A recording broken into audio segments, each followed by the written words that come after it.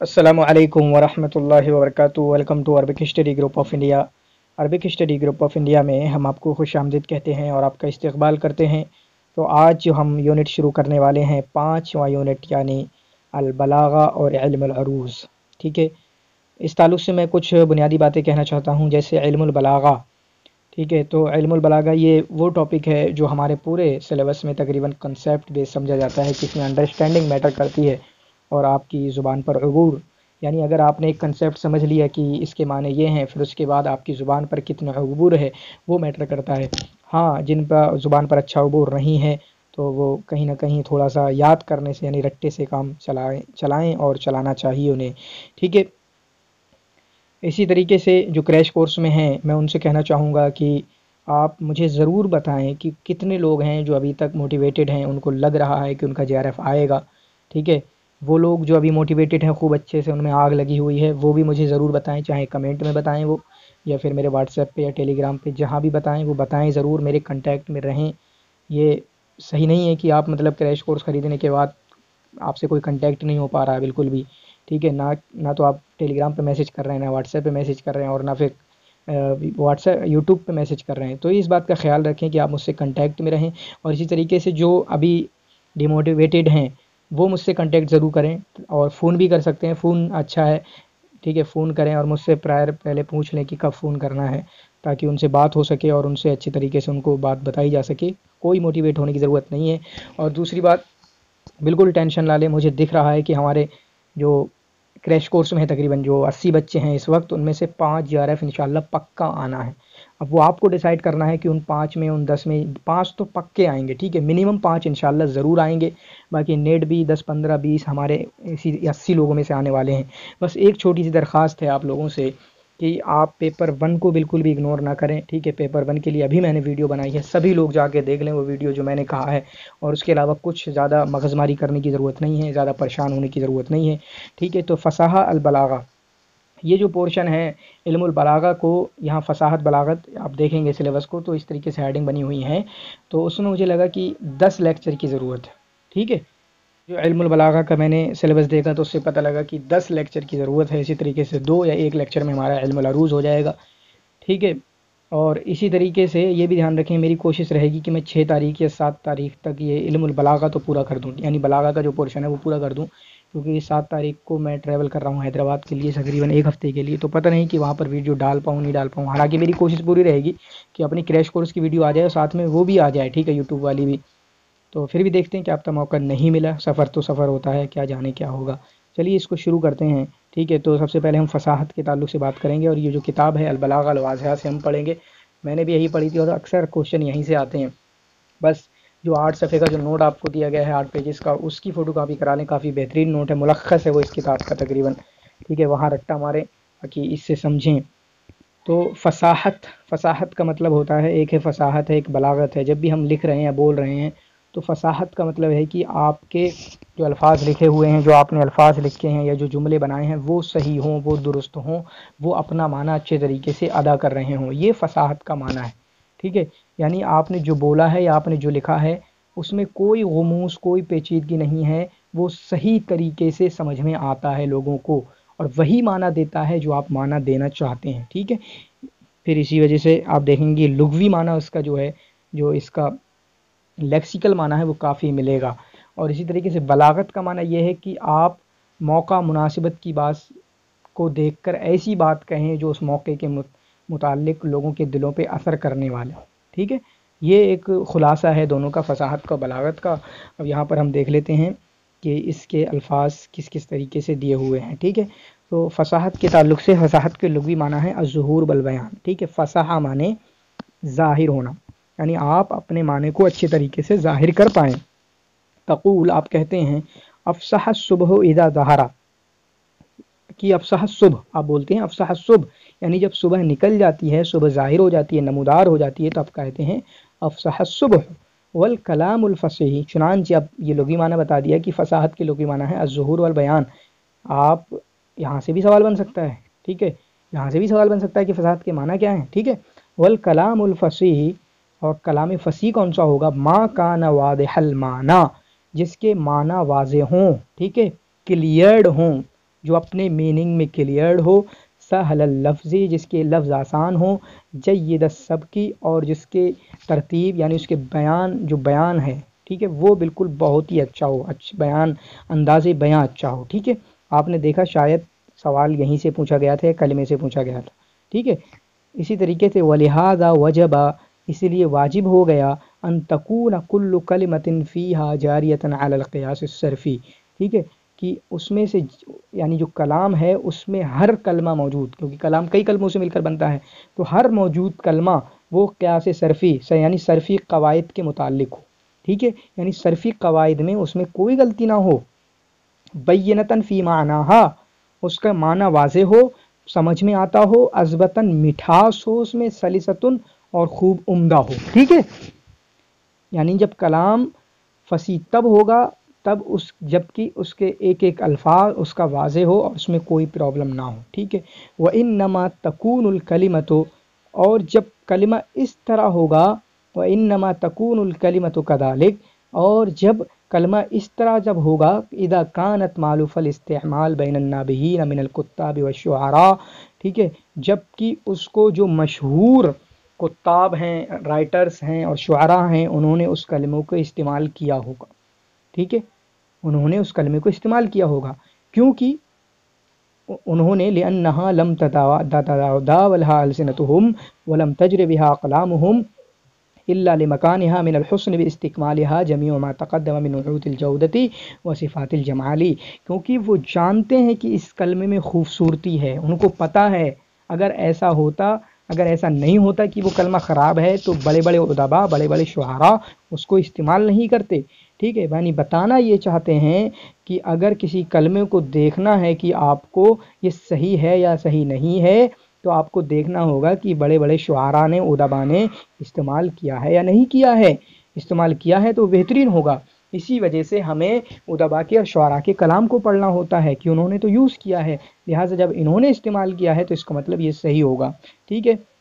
والذوق السلیم والعمدہ فی معرفت حسن الکلمات وسلاستها، ذوق سلیم کیوں آیا یہاں پر، اوپر بات نہیں گزری لیکن بتانا یہ چاہتے ہیں کہ جس کو ذوق سلیم ہوتا ہے، جس کو تذوق فنی ہوتا ہے ٹھیک ہے، یعنی ادب کا ذائقہ اسے پتہ چلتا ہے پڑھنے کے ساتھ، جب بہت زیادہ پڑھتا ہے ٹھیک ہے تو اسے پتہ لگ جاتا ہے، عجیب ہی مطلب اس کے اندر کچھ صلاحیت پیدا ہو جاتی ہے کہ وہ سمجھ جاتا ہے کہ یہ کلمہ صحیح ہے، یہ عبارت صحیح ہے، یہ عبارت غلط ہے، یہ عبارت صحیح نہیں ہے ٹھیک ہے۔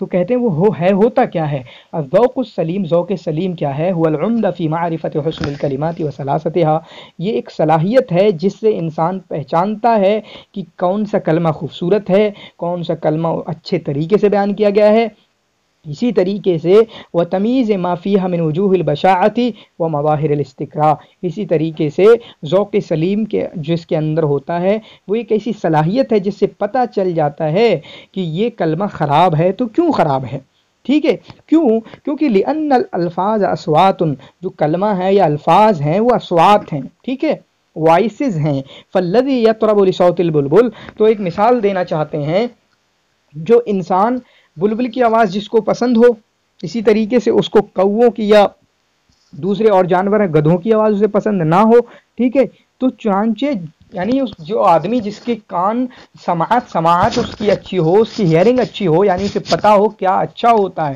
کیا برا ہوتا ہے، گدھے کی آواز اسے بری لگتی ہے اور اسی طریقے سے اس کو ایک مور کی آواز اچھی لگتی ہے، کوئل کی آواز اچھی لگتی ہے، چنانچہ جو ادب میں ایسا ہوگا اس کی ادبی ذوق اچھا ہوگا، یعنی اس کی ادب کی جو صلاحیت ہے وہ اچھی ہوگی، ینبو سمعہ عن الکلمۃ التي اذا كانت غریبۃ متنافرۃ الحروف، چنانچہ وہ ایسا کلمہ سن ہی نہیں پائے گا، اس کو برا لگے گا، گرا گزرے گی نا، گدھے کی آواز کتنا برا لگتا ہے ٹھیک ہے، یعنی آپ کہتے ہیں مجھ سے سنا ہی نہیں گیا، اتنا برا بولا اس نے، تو اس کا کان سن ہی نہیں پائے گا، جو ادیب جس کے اندر ذوق ہوگا، اذا کانت غریبتاً، جو کلمہ غریب ہوگا، مطلب کسی نے استعمال ہی نہیں کیا، عجیب استعمال کر رہے ہو تم ٹھیک ہے، متنافرۃ الحروف، جس کے حروف بالکل ایک دوسرے سے جھگڑ رہے ہوں گے ٹھیک ہے، سمجھ ہی نہیں آ رہا ہوگا کیسے بولا جائے کیسے پڑھا جائے، جیسے آپ اس کی مثال دے رہے ہیں، الا ترا، کیا تم نہیں دیکھ رہے ہو، ان کلمۃ المزنا، دو کلمے یہاں پر، المزنا ہے جس کے والدیمہ جس کے معنی ہوتے ہیں صحابۃ الممطرہ، بارش برسانے والا بادل،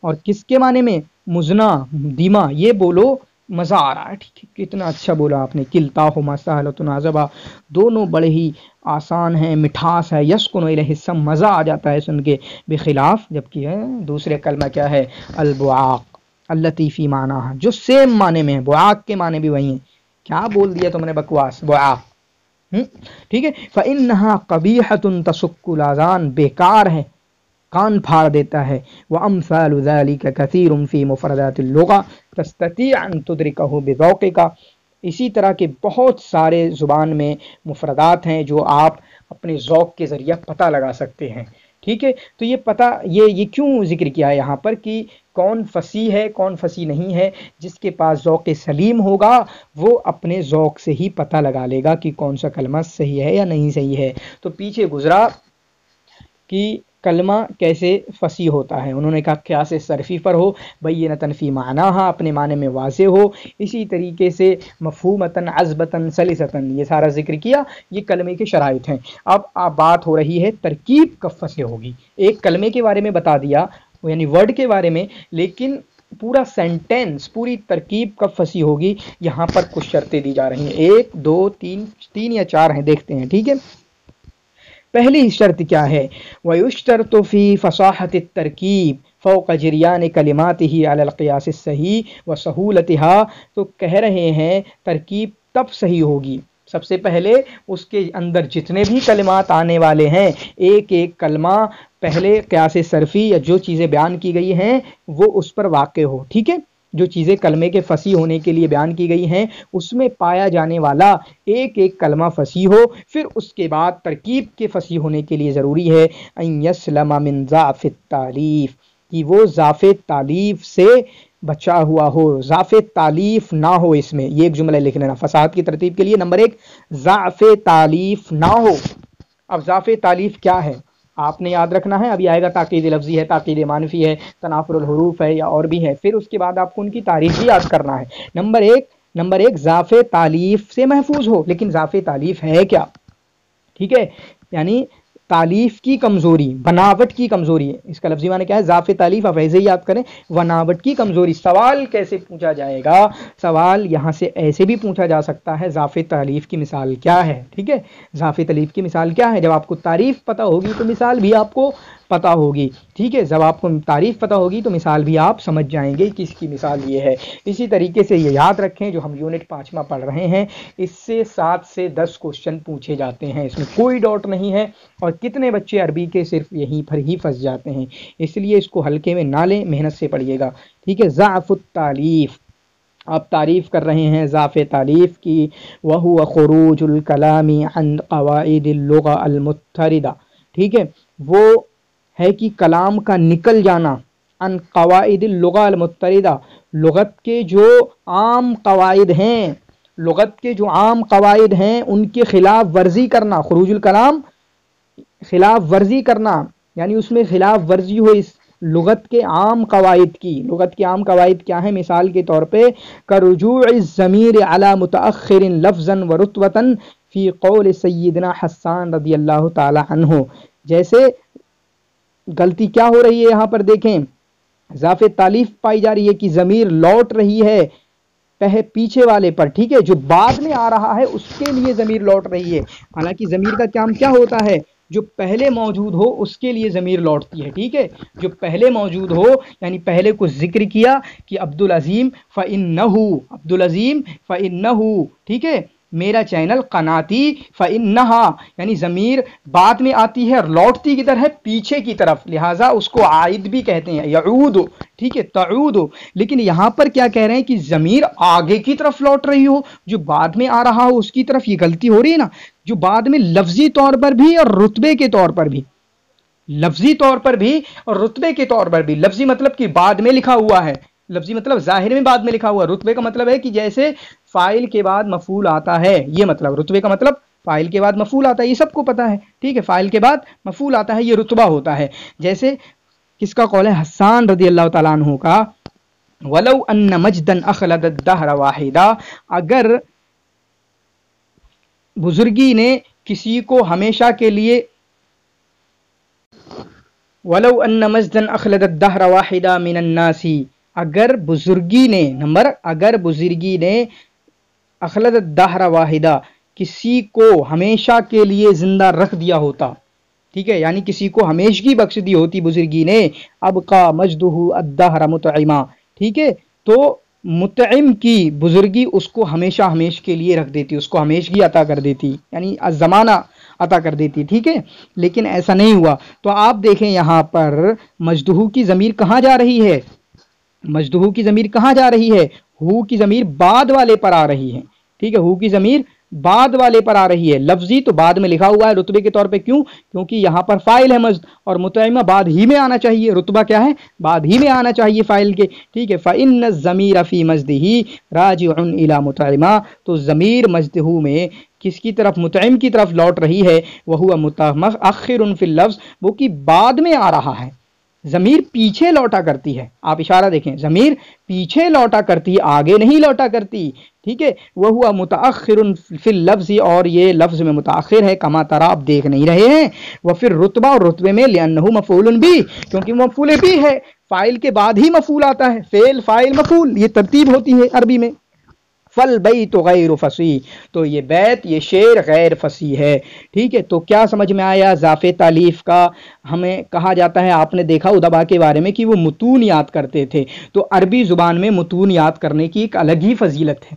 جیسے میرے عبارتیں یاد ہو جاتی ہیں، ٹھیک ہے، عبارتیں میں کرتا ہوں یاد ہو جاتی ہیں، تو آپ کو بھی اگر آپ کر سکتے ہیں یہ عبارتیں یاد کریں، کیونکہ سمجھنا ایک الگ چیز ہے۔ اگر میں رٹا مارتا ہوں، مجھے عبارتیں یاد ہو جاتی ہیں، کیا مجھے سمجھ میں نہیں آتا؟ سمجھ میں آتا ہے، سمجھ میں آنے کے ساتھ ساتھ اگر حفظ بھی ہو جائے تو کتنی بہتری ہے۔ جیسے ہم نے میموری اور انڈرسٹینڈنگ میں پڑھا، ٹھیک ہے، اگر انڈرسٹینڈنگ میں جو ہے، پھر اگر میموری مجھے یاد ہو جائے، میموری لیول پہ میں رٹا بھی مار لوں تو اس میں کیا برائی ہے؟ تو ضعف التالیف کہتے ہیں ہوا خروج الکلام عن القواعد اللغہ المضطردہ، ٹھیک ہے، وہ کلام کا خلاف ورزی کرنا زبان کی عام قواعد سے، جیسے کہ ضمیر کا لوٹنا بعد والے کی طرف، حالانکہ ضمیر کو لوٹنا چاہیے پہلے والے کی طرف، جو لفظ میں بھی بعد میں ہو، رتبے میں بھی بعد میں ہو۔ اور یہاں پر ایک مثال، ٹھیک ہے، تو آپ نے کہا کہ فصاحت کی ترکیب کی فصاحت کے لیے نمبر 1 ضعف تالیف، اس کی تعریف کیا ہے، پھر اس کے بعد ایک مثال، ٹھیک ہے، اس کے بعد ایک مثال۔ اگلی شرط کیا ہے؟ وَيُشْتَرَطُ، اور شرط لگائی جاتی ہے، ان یسلم الترکیب، کی ترکیب محفوظ ہو، یعنی ترکیب میں نہ پایا جائے تنافر کلمات، تو جو چاروں بتائی جائیں گی وہ اس میں یہی ہوگا کہ نہ پایا جائے، ضعف تالیف نہ ہو، تنافر کلمات نہ ہو، آگے جو اور آ رہے ہیں تاکید لفظی، تاکید معنوی، وہ چاروں کے چاروں نہ ہوں، چار شرطیں ہیں، ٹھیک ہے، چاروں نہ ہوں، ایسا نہیں کہیں کہا گیا کہ ہو، ٹھیک ہے، تو چاروں نہ ہو۔ پہلے اوپر گزرا ضعف تالیف، دوسرا کیا آ رہا ہے؟ تنافر الکلمات، اب بتا رہے ہیں تنافر الکلمات کیا ہے، پیچھے آیا تھا متنافرت الحروف، کلمے میں کیا ہوگا، یعنی ایک کلمہ ہے تو اس کی چھوٹی سی کلمہ فعلا، تو اس کے اندر کیا آ رہا ہے؟ فا عین لا، تو کلمے کی شرط بتائی گئی تھی کہ وہ تنافر حروف نہ ہو، تنافر حروف نہ ہو، کہ فا عین لام ایک دوسرے سے جھگڑ نہ رہے ہوں، ٹھیک ہے، جیسے بعاق آیا، بعاق، عجیب مخرج نکل رہا ہے، ٹھیک ہے، عجیب آواز نکل رہی ہے،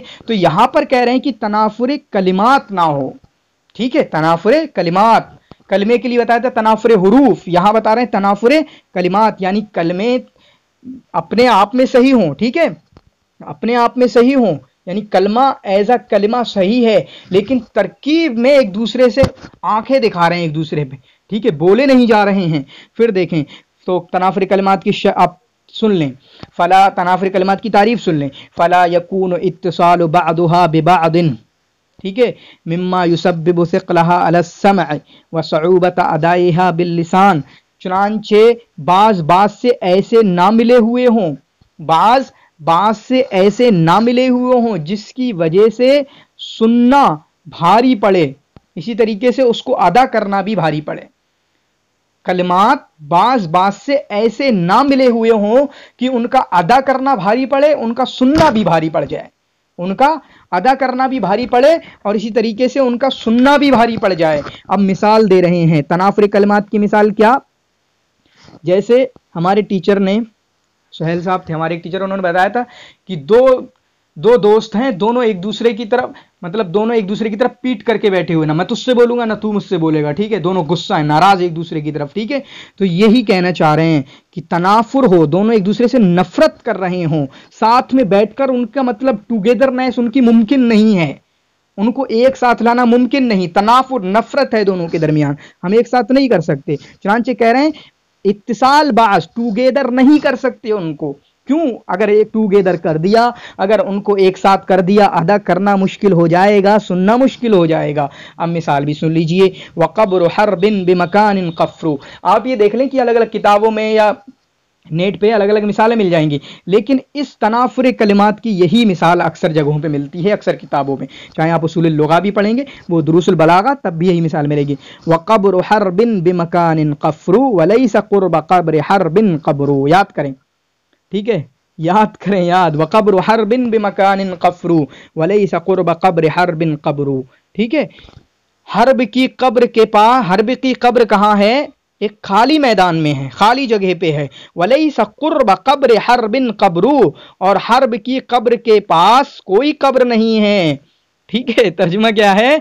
वक़ब्र हर्बिन, हर्ब की कब्र, बिमकानिन क़फ्रु, खाली जगह में है, वलैसा क़ुर्ब क़ब्र हर्बिन क़ब्रु, और हर्ब की कब्र के पास कोई कब्र नहीं है। कितना मुश्किल हो रहा है, यही खुद कह रहे हैं। क़ील इन्न हाज़ल बैत ला यतहय्यउ लिअहदिन अन युनशिदहु सलास मर्रातिन मुतवालियात, कि ये किसी के लिए आसान नहीं है कि इसको एक मर्तबा में वो कह ले, लगातार एक मर्तबा में, दून अन यतता, बगैर अटके इसको कह नहीं सकता। वक़ब्र हर्बिन बिमकानिन क़फ्रु वलैसा बिक़ुर्ब क़ब्र हर्बिन क़ब्रु, वक़ब्र हर्बिन बिमकानिन क़फ्रु वलैसा बिक़ुर्ब क़ब्र हर्बिन क़ब्रु, वक़ब्र हर्बिन बिमकानिन क़फ्रु वलैसा क़ुर्ब क़ब्र हर्बिन क़ब्रु, मतलब बड़ा मुश्किल है, ठीक है।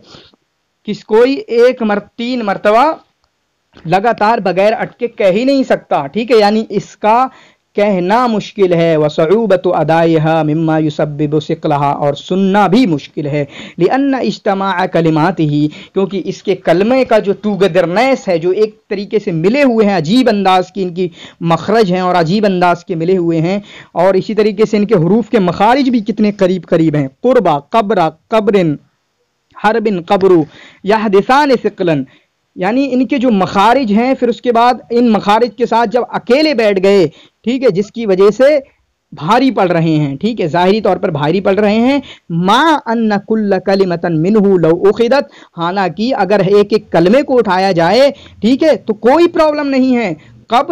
कब्र को अकेले उठाया जाए तो ये फसीह है, हर्ब को अकेले उठाया जाए फसीह है, कफ्र को अकेले उठाया जाए फसीह है, कुर्ब को अकेले उठाया जाए फसीह है, ठीक है, यानी सब एक एक कलमा इसका फसीह है। लेकिन जो दुश्मन जो एक साथ बैठ गए ना, बन ही नहीं पा रही है इनकी, जो मैंने मिसाल दी। दुश्मन, तनाफुर मतलब होता है नफरत, हुरूफ, नफरत करने वाले हुरूफ, तो बात करेंगे किसी से, उनकी बात बना पाओगे आप, ठीक है।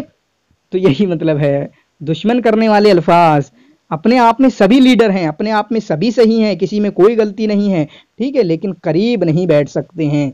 वक़ब्र हर्बिन बिमकानिन क़फ्रु वलैसा क़ुर्ब क़ब्र हर्बिन क़ब्रु, तो 2 चीज़ें हो गई, ज़ाफ़े तालीफ़ और इसी तरीके से तनाफुर कलिमात। अब आ रही हैं ताक़ीद लफ्ज़ी और ताक़ीद मानवी।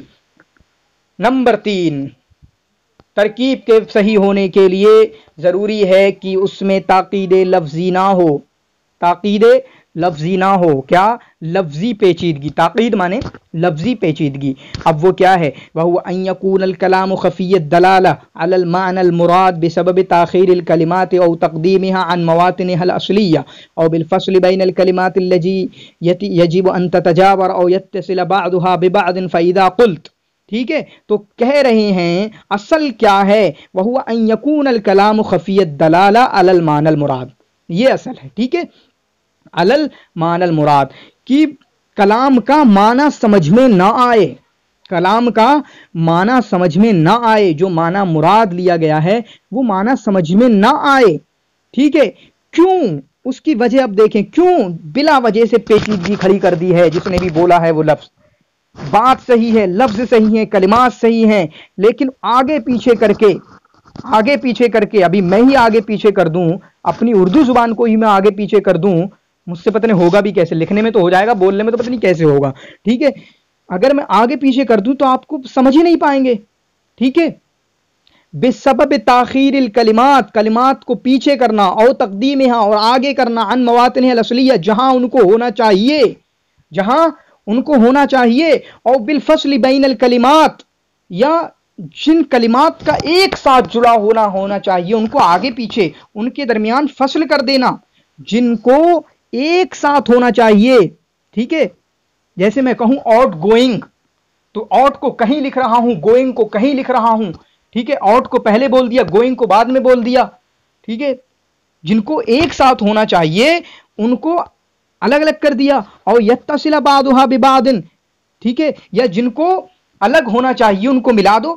چنانچہ مثال، یہ مثال بھی یاد رکھنا، اور آگے شعر کی بھی مثال آ رہی ہے.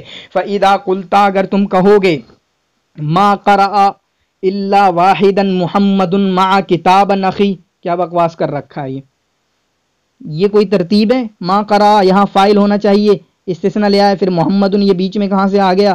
مع کے بعد کتابن، عجیب ہے، ماں کے بعد کتابن، ایسی کون سی ترتیب ہے دنیا میں؟ پھر اخی، یہ کیوں اخی ہو گیا؟ ٹھیک ہے.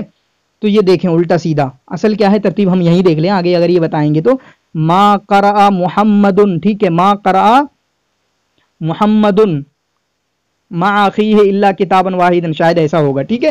آگے دیکھتے ہیں کیا ہے. تو پرابلم یہی ہے، بات سمجھ میں نہیں آ رہی ہے کیونکہ انہوں نے آگے پیچھے الٹا سیدھا کر دیا ہے. اگر میں کچھ سمجھنے کی ضرورت نہیں ہے، اگر میں بھی ٹھیک ہے الٹا سیدھا آگے پیچھے کرنے لگوں تو آپ کو سمجھ میں آ رہا ہے، اگر الٹا سیدھا آگے پیچھے کروں گا تو سمجھ میں نہیں آئے گا، نہیں آئے گا، آپ کو نہیں آئے گا سمجھ میں. ٹھیک ہے. تو یہی مطلب ہے تاکید لفظی، لفظ میں تاکید ہو، لفظ میں پیچیدگی ہو، یعنی لفظ کے کھلواڑ کے ساتھ پیچیدگی کر دی ہو. تاکید لفظی لفظ کے کھلواڑ کرنے کی وجہ سے پیچیدگی کر دی ہے، معنی میں کوئی پیچیدگی نہیں، لفظ کے ساتھ کھیلواڑ کیا ہے اس کی وجہ سے پیچیدگی کر دی ہے. کانا ھذا الکلام غیر فصیح لضعف تالیفہ، ٹھیک ہے، اس کی بناوٹ جو ہے اس کی وجہ سے یہ کلام غیر فصیح ہے اور اس کو تاکید لفظی کہتے ہیں. اذ اصلہ، کیونکہ اس کی اصل کیا ہے، ما قرأ محمد مع اخیہ الا کتابا واحدا، کہ محمد نے اپنے بھائی کے ساتھ صرف ایک ہی کتاب پڑھی ہے. لیکن ادھر کیا لکھا تھا؟ ما قرأ الا، کیا لکھا تھا؟ محمد مع کتابا اخی، ٹھیک ہے، جس طرح بھی لکھا ہوا تھا. فقدمت الصمت، اب یہ بتا رہے ہیں کہ آگے آگے پیچھے کر دیا گیا، کس کو کس پر کر دیا گیا یا کس کس کے درمیان، وہ ہمارا ٹاپک نہیں ہے، بس ہمیں دکھ گیا کہ اصل یہ ہے. ٹھیک ہے. ما قرأ محمد اخیہ الا کتابا واحدا، پھر خود پتہ چل جائے گا کہ محمد کو کہاں سے کہاں کر دیا. ٹھیک ہے. اور یہ اتنا سمجھنے کی ضرورت بھی نہیں ہے. پھر اگلی ایک اور مثال دے رہے ہیں، قول ابی المتنبی انا یکون ابا البریۃ آدم و ابوک والثقلان انت محمد. دیکھیں سمجھ میں آ جائے گا یہ آپ کو. انا یکون ابا البریۃ آدم و ابوک والثقلان انت محمد. ٹھیک ہے. جب تک اس کا صحیح نہ دیکھوں مجھے تو سمجھ میں نہیں آتا یہ کیا کہنا ہے. ٹھیک ہے. انا مانے کیفا ہوتا ہے، انا کے معنی کیفا بھی. کیف یکون آدم ابا البریہ، آدم مخلوق کے ابو کیسے ہو سکتے ہیں، مخلوق کے باپ کیسے ہو سکتے ہیں. وہ ابو کا محمد، جبکہ آپ کے باپ محمد ہیں. وہ انت الثقلان، اور آپ دو جن اور انس جو بھی ہیں. ٹھیک ہے. وہ انت ثقلان. تو اس کی ترتیب دیکھیں کیا ہے. انا یکون آدم، یہاں آدم ہونا چاہیے تھا، ابل بریہ آگے پیچھے کر دیا. ٹھیک ہے. انا یکون آدم یہ پہلے ہونا چاہیے تھا، ابل بریہ بعد میں، کیونکہ یکونوں کی اسم کہاں ہوتی ہے؟ پہلے ہوتی ہے. ابل بریہ جو خبر ہوتی ہے وہ بعد میں ہوتی ہے. ٹھیک ہے. خبر بعد میں ہوتی ہے، لیکن انہوں نے آگے پیچھے کر دیا جس کی وجہ سے پرابلم. پھر اس کے بعد وابوک والثقلان انت محمد، وابوک محمد، وابوک محمد، کتنا آگے پیچھے، ابو کا یہاں ہے، یہاں محمد ہے. ٹھیک ہے. پتہ ہی نہیں چل رہا ہے. وہ ابوک والثقلان، پھر اس کے بعد انت الثقلان، وانت الثقلان، آگے پیچھے ثقلان و انتا. ٹھیک ہے. تو یہ دیکھ رہے ہیں کہ تاکید لفظی، لفظ کے آگے پیچھے کرنے، نمبر ایک آگے پیچھے. پھر اس کے بعد جس کو پاس ہونا چاہیے اس کو الگ الگ کر دیا، جس کا الگ الگ ہونا چاہیے اس کو پاس کر دیا. اس کی وجہ سے لفظ میں، لفظ کی تاکید کی وجہ سے مفہوم سمجھ میں نہیں آتا ہے، اور اس کو کہتے ہیں تاکید لفظی. پہلا تھا اضافہ تالیف، دوسرا تھا تنافر الحروف، تنافر الکلمات، اور تیسرا تھا تاکید لفظی. اور یہاں پر آ رہا ہے تاکید معنوی. کیا آ رہا ہے؟ یہاں پر آ رہا ہے تاکید معنوی. ٹھیک ہے. تاکید معنوی، تاکید لفظی، تاکید معنوی. نمبر ایک اضافہ تالیف، تنافر الحروف، پھر دو تاکید ہے، ایک تاکید لفظی ہے، تاکید معنوی. تاکید معنوی یہ ہے کہ تھوڑا مطلب مجاز کے ٹائپ کا ملتا ہے، آپ دیکھیں گے وَهُوَ أَن يَعْمِدَ الْمُتَكَلِّمُ إِلَى التَّعْبِيرِ عَن مَعْنًى فَيَسْتَعْمِلُ فِيهِ كَلِمَاتٍ فِي غَيْرِ مَعَانِيهَا الْحَقِيقِيَّةِ، کہ متکلم یعنی بولنے والا اسپیکر کوئی معنی بیان کرنا چاہتا ہے، اس معنی کے لیے ایسے ورڈز یوز کرتا ہے جو کہ ان ورڈ کا حقیقی معنی نہیں ہے، میں کہوں گا مجازی معنی، ٹھیک ہے، حقیقت یہ ہے کہ مجاز ہے، یہ مجاز کوئی کہنا چاہ رہا ہے، یہ مجاز تھوڑا غلط انداز میں مجاز، ٹھیک ہے، حالانکہ مجاز تو خوبصورتی سمجھی جاتی ہے، لیکن یہاں پر کہ وہ ان یعمد المتکلم، اسپیکر کوئی معنی بیان کرنا چاہے اور اس معنی کے لیے ایسے کلمات استعمال کرے جو، اور ان کلمات کو ان کے مجازی یا حقیقی معنی نہیں ہے ان کے معنی میں استعمال کرے، مجازی معنی میں استعمال کرے، فیسیء اختیار الکلمات للمعنی الذی یریدہ، چنانچہ وہ جو معنی بیان کرنا چاہتا ہے اس معنی کے لیے ورڈز کا سلیکشن اچھا نہیں ہوتا ہے،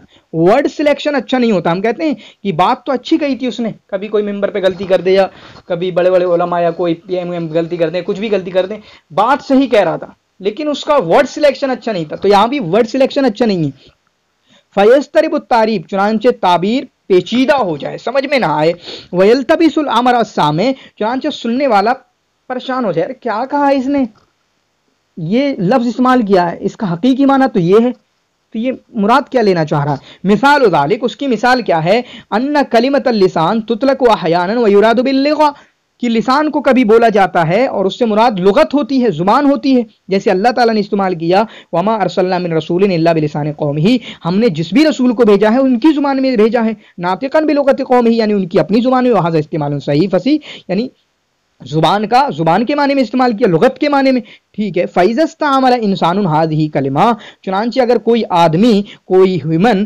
اس کو لسان کو جاسوس کے معنی میں استعمال کرے، لسان کو جاسوس کے معنی میں استعمال کرے تو پتہ ہی نہیں چلے گا کیا ہو گیا، یہ جیسے بث الحاکم السنتہ فی المدینہ، حاکم نے اپنی زبانوں کو مدینہ میں پھیلا دیا، اگر آپ مجھ سے بولیں گے بث الحاکم السنتہ فی المدینہ، میں کیا سمجھوں گا بھائی یہ زبان سے کیا مراد لے رہے ہو، کانا مختین، تو اس کا استعمال غلط ہوگا، وکانا فی کلامہ تاقید معنوی، اور اس کے کلام میں تاقید معنوی ہوگی، اس کے کلام میں کیا ہوگی، یہ تاقید معنوی ہوگی، اور یہ والی میں نے مثال نہیں پڑھی تھی اور سمجھ میں بھی نہیں آتی کیا ہوتا ہے، ٹھیک ہے، ایک مثال یاد کر لیں گے، باقی تاقید معنوی، ٹھیک ہے، ایک ہی مثال کافی ہے، کون سی ہے، بث الحاکم السنتہ، یعنی کوئی معنی میں بیان کرنا چاہتا ہوں، اس معنی کے لیے ایک ایسا لفظ استعمال کروں جو اس لفظ کا حقیقی معنی نہیں ہے، اس کا الگ ہی کچھ حقیقی معنی ہے، لیکن میں جو لے رہا ہوں وہ حقیقی نہیں ہے اور نہ ہی وہ لوگوں میں سمجھا جاتا ہے، لہٰذا یہ تاقید معنوی ہوتی ہے، ٹھیک ہے، ان کو سمجھ لیں گے اچھے طریقے سے،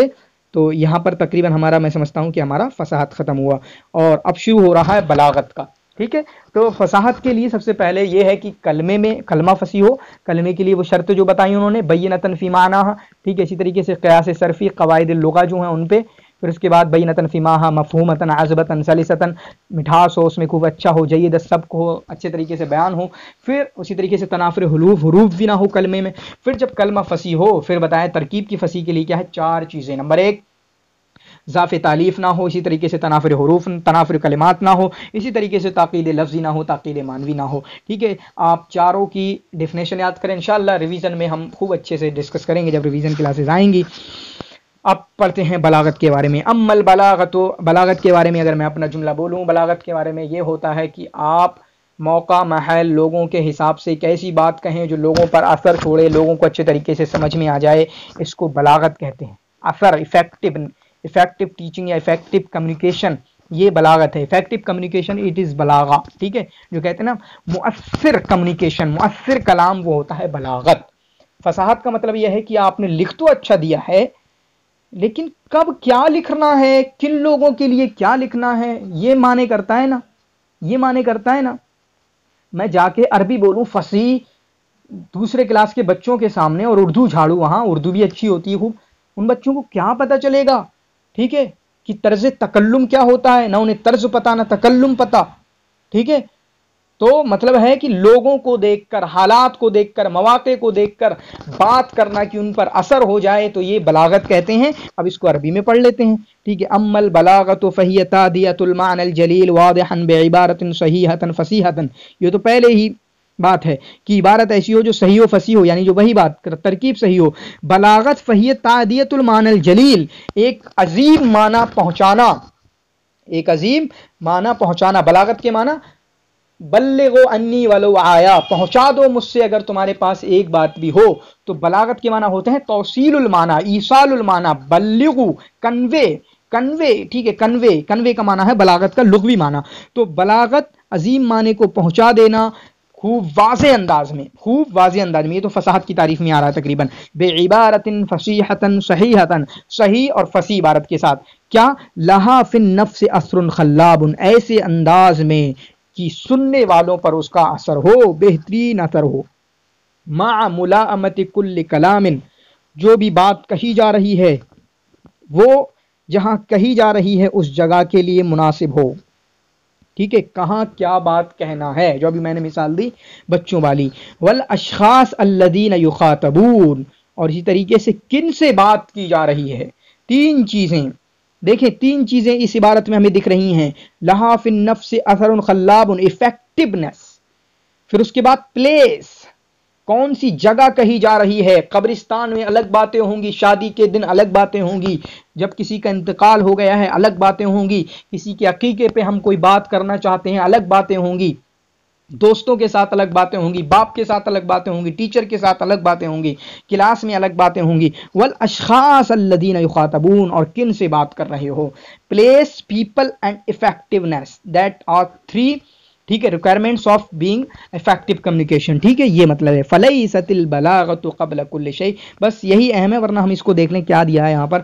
فلیست البلاغۃ قبل کل شیء الا فن من فنون يعتمد على صفاء الاستعداد الفطری ودقت ادراک الجمال وتبیین الفروق الخفیہ بین صنوف الاسالیب وللمرانۃ ید لا تجحد في تکوین الذوق الفنی وتنشیط الأواهی الفاطرہ ولا بد للطالب الى جانب من ذلك طرائق. چنانچہ یہ بتا رہے ہیں کہ اگر انسان تمرین کرتا رہے، ٹھیک ہے، وہ پریکٹس کرتا رہے بولنے کی، اس طریقے سے ادبی چیزوں کو پڑھنے کی، چنانچہ اس کے اندر ذوق فنی آ جائے گا، فنی ذوق پیدا ہو جائے گا، اور اس کی جو چھپی ہوئی پوشیدہ صلاحیتیں ہیں وہ نمو ہوں گی اور وہ ظاہر ہوں گی. ولا بد للطالب الى جانب ذلك من قرائط، چنانچہ اگر ایک طالب علم، آپ بھی سن لیں، ایک طالب علم اور میرے لیے بھی ہے، ایک اسٹوڈنٹ اگر چاہتا ہے کہ اپنے اندر وہ ذوق فنی پیدا کرے، ٹھیک ہے، چنانچہ اس کے لیے ضروری ہے کہ وہ قرات طرائف الادب، ادب کے جو سہپارے ہیں عمدہ عمدہ جو لکھے ہوئے ہیں احمد امین کے یا بڑے بڑے لوگوں کے، مصطفیٰ لطفی منفولیتی کے یا پھر احمد بارودی کے یا شوقی کے، ان کو پڑھے. وتملوا من نمیر الفیاض، اور ان سے اپنے آپ کو سیراب کرے. ونقد الاثار الادبیہ والموازنہ بینہا، اسی طریقے سے جو ادبی آثار ہیں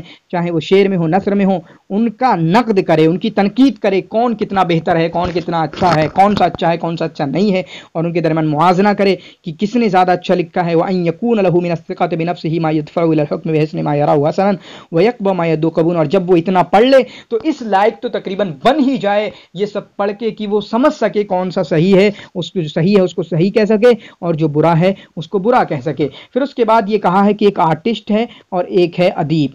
ایک آرٹسٹ ہے اور ایک ہے ادیب، ان کے درمیان بہت زیادہ فرق نہیں ہے، بس یہ ہے کہ دونوں ہی ان ھذا یتناول مسموع من الکلام، کہ ادیب جو ہے وہ کچھ سنتا ہے یا دیکھتا ہے. ٹھیک ہے، جیسے مجھے کسانوں کے بارے میں لکھنا ہے، ٹھیک ہے، کسانوں کے پروٹیسٹ کے بارے میں کیا ہے، میں لکھوں گا ایک پیپر پہ یا بولوں گا اپنی ایک ویڈیو میں، لیکن دوسرا آرٹسٹ ہوگا وہ ایک پکچر بنا کے بھیجے گا یا اسی طریقے سے میمز بنا کر بھیجے گا. وذالک یشاکل بین المرء من الالوان والاشکال اما فی غیر ذلک فہما فی سوا. فرق بس اتنا ہے کہ ایک دیکھ رہا ہے، ایک کیا ہے، ایک دیکھ کر کچھ کرتا ہے اور دوسرا رنگوں کے ذریعہ. اما فی غیر ذلک فہما سوا، باقی اگر دوسری باتوں میں کہیں تو دونوں برابر ہیں. فالرسام اذا ہم برسم صورت فکر فی الالوان الملائمہ لہا. چنانچہ اگر ایک آرٹسٹ چاہے کہ وہ ایک کلا بنائے، ایک پکچر بنائے، ایک امیج بنائے، تو پہلے سوچتا ہے مجھے بنانا کیا ہے، پھر اس کے بعد دیکھتا ہے اس میں کون کون سے رنگ یوز ہوں گے، ٹھیک ہے. ثم فی تالیف ھذی الالوان، پھر دیکھے گا کہ ان رنگوں میں کیسی امیجنگ، جیسے تھمبنیل ہمیں بنانا ہوتا ہے تو تھمبنیل بنانا مجھ سے بھی نہیں آتا اچھا بنانا، لیکن کہتے ہیں کہ کون سا رنگ میچ کرے گا، ٹھیک ہے، جس سے کلک بیٹ ہو، یعنی لوگ جیسے ہی تھمبنیل دیکھیں فوراً ہی اس پر کلک کر دیں.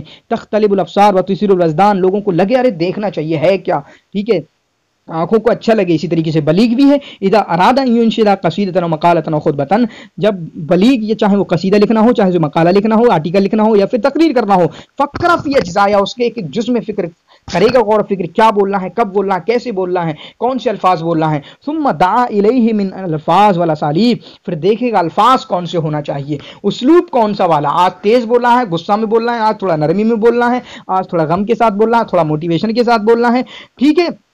اور اخف علی السمع، اور ایسا اسلوب جو کہ لوگوں کو سمجھ میں آئے، الفاظ ایسے ہوں جو سماع پر، ہیئرنگ پر بھاری نہ ہوں، وہ اکثر ہوا اتصالاً بموضوعہ، اور اسی طریقے سے ایسے الفاظ اور ایسے موضوع، ایسا اسلوب ہو جو اس کے موضوع سے ریلیٹڈ ہو، ثم اقواہ اثراً فی نفوس سامعی، پھر اسی طریقے سے وہ اس کے سامعین کے نفوس میں، یعنی سامعین کے دلوں میں اثر کرنے والا ہو اور خوبصورت ہو، ٹھیک ہے، اور خوبصورت ہو۔ فعناصر البلاغہ، یہ اہم ہے، تھوڑا سا دیکھ لیں بلاغت کے عناصر کیا ہوئے، لفظ ہوا، معنی ہوا، یعنی لفظ ایک ہوگا، پھر یعنی الفاظ، معنی بھی ہوگا، یعنی ان الفاظ کا معنی کیا یوز کر رہے ہیں، پھر اس کے بعد ان الفاظ کو بنا کس طریقے سے رہے ہیں، ان الفاظ کو جوڑ کر کس طریقے سے پیش کر رہے ہیں، جس کی وجہ سے، یعنی جوڑنے کی وجہ سے ان کو قوت ملے، ان کو تاثیر ملے، حسن ملے۔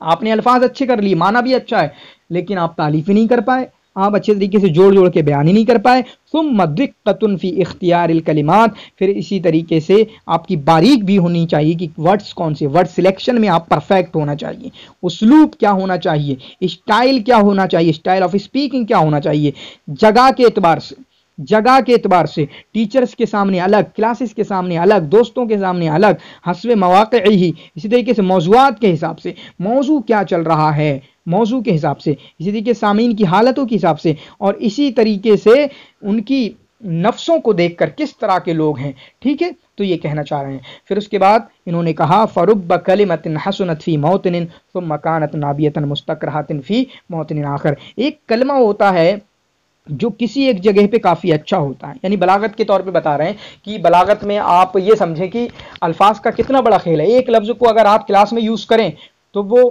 نہیں چلے گا، آپ اپنے نوجوان دوستوں کے ساتھ یوز کریں وہ چلے گا، ٹھیک ہے، کلاس میں کچھ یوز کر سکتے کچھ، تو یہی کہنا چاہ رہے ہیں کہ ایک جگہ ایک کلمہ اچھا ہوتا ہے لیکن دوسری جگہ اس کو ناپسند کیا جا سکتا ہے، جاتا ہے، ٹھیک ہے، جیسے قدیما کرہ الادباء کلمۃ ایزن، ادبا جو ہیں ایزن یعنی ٹو کہنے کے لیے یا آلسو کہنے کے لیے، بھی کہنے کے لیے وہ ایزن کا یوز نہیں کرتے تھے پہلے کے لوگ، وعدوها من الفاظ العلماء، اور انہوں نے کہا کہ یہ تو مطلب سائنس والے یوز کرتے ہیں یا پھر جو لکھ رہے ہیں وہ یوز کر رہے ہیں، شاعری میں اس طریقے سے یوز نہیں ہوتا ہے۔ فلم تجربہ اقلامہم فی شعر او نثر حتی ظہر بینہم من قال، چنانچہ نہ کبھی انہوں نے شعر میں استعمال کیا ایزن کو، نہ کبھی نثر میں، لیکن ایک آدمی ایسے آئے ورب ورقاء حتوف فی الضحى ذات شجو صدق فی فنن، ٹھیک ہے، انہوں نے وہی ایدن بالجوا تعرفنی غیر اننی بالجوا عارفها، یعنی جو شاعر ہیں وہ یہ کہہ رہے ہیں کہ ایک گوریا بیٹھا ہوا ہے، ایک پرندہ بیٹھا ہوا ہے، وہ رو رہی ہے، میں بھی رو رہا ہوں، میں اس کو اس کے غم سے پہچان رہا ہوں،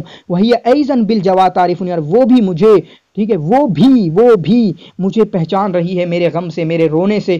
چنانچہ یہ دیکھیں انہوں نے کہا کہ یہ جو ایزن استعمال ہوا ہے اس سے پہلے کبھی کسی نے استعمال نہیں کیا، اگر کیا بھی ہے تو اس کو برا مانا گیا، لیکن جب یہاں اس شاعر نے استعمال کر لیا ایزن کو تو کہہ رہے ہیں کہ اتنا اچھا لگا کہ اس کے علاوہ کوئی اور لفظ استعمال کیا ہی نہیں جا سکتا۔ فوضع ایزن فی مکان لا یتطلب سواها ولا یتقبل غیرها، ایزن ایسی جگہ انہوں نے استعمال کر لیا کہ دوسری جگہ استعمال ہو ہی نہیں سکتا اور کوئی دوسرا اس کی جگہ لے ہی نہیں سکتا۔ وکان لها من الروعۃ والحسن فی نفس الادیم ما یعجز عن البیان، اتنی اچھی جگہ انہوں نے استعمال کیا ہے کہ اس سے خوبصورت استعمال ہو ہی نہیں سکتا ہے، ٹھیک ہے، تو جو ناپسند کیا جا رہا تھا ایزن، اس کو ایسی جگہ استعمال کر لیا گیا کہ وہ خوبصورت اور اچھا لگنے لگا۔ تو پیچھے بیان کیا کہ ایک کلمہ اچھا ہے، ٹھیک ہے، برا ہے، ایک کلمہ برا ہے، اچھا ہے، وہ جگہ کے حساب سے ہوتا ہے۔ پھر اس کی اب الٹی مثال دے رہے ہیں، رب کلامن، پہلے والی کیا مثال دی کہ برا سمجھا جاتا تھا ایزن کو، لیکن انہوں نے ایسی جگہ استعمال کر دیا کہ کیا اچھا ہو گیا۔ اب کہہ رہے ہیں رب کلامن کان فی نفسہ ہی، جیسے کلمے کی بات آئی اسی طریقے سے کلام کی بات بھی، ورڈ کچھ لفظ ہوتے ہیں، کچھ ورڈ ہوتے ہیں جو آپ کلاس میں نہیں بول سکتے، اسی طریقے سے کچھ کلام بھی ہوتے ہیں، کچھ باتیں بھی ہوتے ہیں، ٹیچر سے آپ وہ بات نہیں کہہ سکتے جو آپ اپنے فرینڈ سے کہہ سکتے ہیں، ٹھیک۔ کان فی نفسہ حسنا خلابا، ایک بات ایسی ہے جو یعنی ایز اٹ از وہ بہت اچھا ہے، بہت اچھا ہے، اس کا اثر بھی ہے، حتی اذا جاء فی غیر مکانہ، یہاں تک کہ اگر وہ دوسری جگہ پر اس کو استعمال کر لیا جائے، خوب اچھا کلام، خوب اچھی بات ہے، سقط فی غیر مسکتی، تو غلط جگہ استعمال کر لیا گیا، خرج عن حد البلاغہ، تو بلاغت سے نکل جاتا ہے، وغانا غرضا لسہام الناقدین، اور ناقدین کا وہ ایک نشانہ بن جاتا ہے کہ غلط استعمال کیا گیا۔ انہی میں سے متنبی کا قول ہے ایک شیدی کے لیے، فی اول قصیدۃ مدح بہا، یہ متنبی کا کیا ہے، یہ اکشیدی کو پسند نہیں کرتے تھے، کافور اور اکشیدی کو پسند نہیں کرتے تھے، لیکن ان کو تعریف کرنا پڑ جاتی تھی. لیکن جب دل سے تعریف نہیں ہو رہی ہے، جس کی وجہ سے الفاظ ان کا ساتھ نہیں دیتے تھے، تو کہہ رہے ہیں کفا بکا دان، تعریف کرتے ہوئے کفا بکا دان ان ترل موت شافیہ، یعنی تم بیمار ہو تو موت کے لیے تم کافی ہو کہ تمہیں موت آ جائے، یعنی تمہارے لیے موت ہی شفا بن جائے. وحسب المنایا ان یکون امانیہ، اور موت کے لیے یہ ہے کہ وہ آرزویں بن جائیں. لوگ کیسی دعا کر رہے ہیں، ٹھیک ہے. اور اسی طریقے سے انہوں نے کہا وقولہ فی مدحہ وما تربی لما رأیتک بدعۃ لقد کنت ارجو ان اراک فاطرب، یعنی میں جب آپ کو دیکھتا ہوں تو مست ہو جاتا ہوں، میں جب آپ کو دیکھتا ہوں تو مست ہو جاتا ہوں. تو اس نے کہا کیا میں تمہیں ہنسانے والا لگ رہا ہوں، مطلب جو جوکر، ٹھیک ہے، میں تمہیں جوکر لگ رہا ہوں جو تم میری وجہ سے اچھل جاتے ہو، کود جاتے ہو. تو غلط جگہ استعمال کر لیا، ویسے کوئی پرابلم نہیں ہے، ٹھیک ہے، لیکن ان کلمات کو، ان الفاظ کو غلط جگہ استعمال کیا گیا، اور اسی طریقے سے سننے والے نے اس کو غلط استعمال کیا گیا ہے. اسی طریقے سے اسلوب جو ہے وہ ہمارے اس میں سے نہیں ہے، لیکن آپ اس کو پڑھ سکتے ہیں. اسلوب 3 طریقے سے ہوتے ہیں. اسلوب علمی ہے ایک، ٹھیک ہے، جو کتابوں وغیرہ میں لکھا جاتا ہے، اور وہ اسلوب جو ہے وہ کیا ہوتا ہے، بہت ہی شانت ٹائپ کا ہوتا ہے، ٹھیک ہے، بہت ہی شانت ٹائپ کا ہوتا ہے. پھر اس کے بعد ایک ہوتا ہے اسلوب ادبی، جو قصیدے وغیرہ لکھے جاتے ہیں، وہاں کیا ہوتا ہے کہ محسنات وغیرہ خوب اچھے طریقے سے تشبیہ، مجاز، استعارہ، ان ساری چیزوں کو استعمال کرنے کی کوشش کی جاتی ہے. پھر ایک ہوتا ہے اسلوب خطابی، جہاں قوت الفاظ، معنی اور اس میں سب زور پیدا کرنے کی کوشش کی جاتی ہے، کیونکہ زور پیدا کر کے لوگوں کے دل پر اثر کرنے کی کوشش کی جاتی ہے، ٹھیک ہے. تو یہ اسلوب خطابی ہوتا ہے. تو 3 طرح کے اسلوب ہوئے، اسلوب علمی کتابوں وغیرہ میں، اسلوب ادبی قصیدہ، نثر، آرٹیکل، جہاں اچھے طریقے سے روایت وغیرہ، پھر ایک اسلوب خطابی تقریر وغیرہ. تو آج کی پہلی ویڈیو ہماری کیسی لگی ضرور بتانا، آپ کا فیڈ بیک میرے لیے پہلی ویڈیو میں بہت امپورٹنٹ ہوگا انشاءاللہ، ٹھیک ہے. ان 7 تاریخ تک ہم اس کو پورا کرنے کی کوشش کریں گے. شکراً، جزاکم اللہ خیر، وحسن الجزا.